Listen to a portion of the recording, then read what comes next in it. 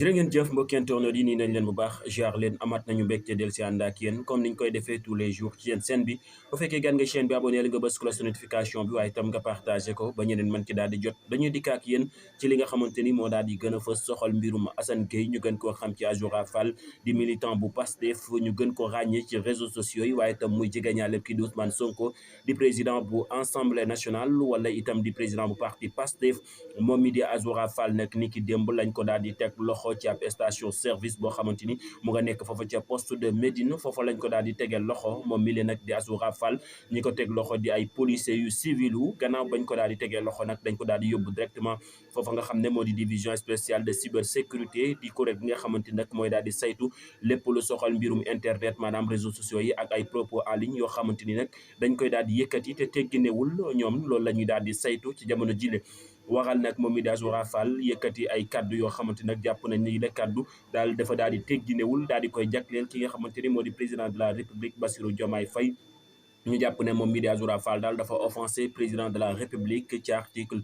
254 bi nga xamante ni moo nekk ci code pénal di saytu képp koo xamante ni daal di ngay offensé chef de l' état moom loolu daal moo nekk li nga xamante ni moo di yitteem waral nag moom mi di Azoura Fall nag ñu jàpp ne kaddu yi mu yëkkati daal nekkul kaddu yoo xamante daal yu worma la wala yu tegginewu yu mu teg ci kaw président de la république yi le kaddu mu ngi ko amalee foofa ci assemblée nationale ginnaaw ba ñu investi ki nga xamante ni moo di Ousmane Sonko à ce que mu nekk li nga xamante ni moo di président bu assemblée nationale ginnaaw li leen nag kii di Cheikh Bara Ndiaye moom itam ñu doon amal tentative d' arrestation fu ni mel waa section de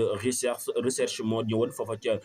assemblée nationale ngir bëggoon ko daal di teg loxo moom mii di Cheikh Bara Ndiaye daal di cay lankandaar yi ànd ci ak ña nga xamante nag ñoo di député ya ginnaaw loolu nag moom mii di Azoura Fall nag fa la daal di yëkkatee yi le kaddu yi nag nekk kaddu yoo xamante ni yoon nag dafa jàpp ne yi kaddu daal amul lenn loo xamante ni daat na ci teggindewu maanaam amul lenn loo xam dëppoo na ci ak yoon la ñu jàpp daal mooy kii di Azoura Fall daal dafa avancé ki nga xamante ni moo di njiitum réew mi di président Bassirou Diomaye Faye ca ginnaaw loolu nag moom mi di Azoura Fall ginnaaw ba nga xamante nag daat nañu koy auditionné maanaam daat nañu koy déglu moom nag ba ñu ko dégloo ba noppi nag moom dañ ko daal di garde à vue maanaam dañ ko placé position de garde à vue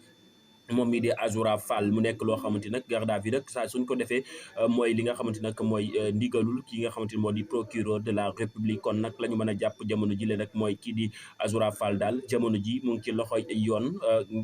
yoon waaye itam enquête bi ak li nga xam moo di audition yi nag dafay wéy di nekk en cours ba xam fan la mbiru Azoura Fall di mujjee ginnaaw ba nga xamante nag bëggoon naa dem tabaski ji waaye nag mujjul antu ndax ci ab station service daal lañ ko daal di fekk foofu ca poste Médine muy daal di chargé otom ngir mën a daal di dem tabaski ji foofa ca Saloum waaye li la mujjul antu ndax nag waa police dañu daal di civilu ñëw daal di koy teg loxo yóbbu ko foofa ca division spéciale de cybersécurité foofa lañ ko daal di yóbbu ngir daal di auditionné Azoura Fall daal di koy déglu ci kaddu yi mu daal di yëkkati fan la ko daal di teg donte ni nag ñoom jàpp nañ ne yi le kaddu daal dëppoowul ak yoon nañ koo jàppe sax offense au chef de l'État li nga xamante ni moo di article bi 254 bu code pénal daf koy daal di bañ muy képp koo xamante ne daal di ngay offensé président de la république rek moom day daal di jóg daal te sa kaw kon daal loolu moo fi gën a fas ci mbirum Azoura Fall dinañ leen toppal xibaar yi ba fu mu daal di mujj rek daañu leen indilaat lépp loo xamante ne daal dinay tukkee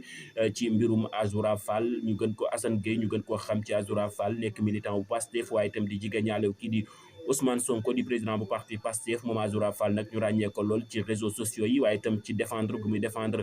parti bi di Pastef waaye itam ñenn ci ay militant wu responsable Pastef wala sax ni muy défendre kii di Ousmane Sonko ñu koy gis saa su nekk waral sax yi de kaddu mu yëkkati sax mën nañu jàpp ne ay kaddu la yoo xamante ne moom mi de daal ba mu koy def dañu jàpp ne moom daal dafa daal di am déception ci lu ni mel waxal mu yëkkati yi le kaddu daal moom lañ koy daal di toppee muy offense au chef de l'État ci jamono ji la daal daañu dikkaat ak yéen ci ni mu gën a yaatoo ci li nga xamante daal dinay gën a fës ci mbirum Azoura Fall ñu ngi leen sant bu baax di leen gërëm di am mbégte di ànd ak yéen bu fekkee ngeen ngi seen bi leen abonné partagé waaye itam bu leen fàtte di bës cloche notification ngir ngeen di mën di am suñu ay information